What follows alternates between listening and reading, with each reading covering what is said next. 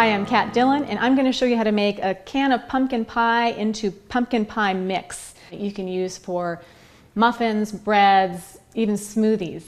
All right, so let's get started with the simple mixing. So we're just going to add about a teaspoon of cinnamon, a teaspoon of ginger, and a quarter teaspoon of nutmeg. All I'm going to do is mix it. You can mix it any way you can, any way you like, with a fork, with a spoon, or with a whisk. And as simple as it may seem, now you have a seasoned mix that you can use for all of your smoothies, your even yogurt, breads, muffins, anything like that. There you have it.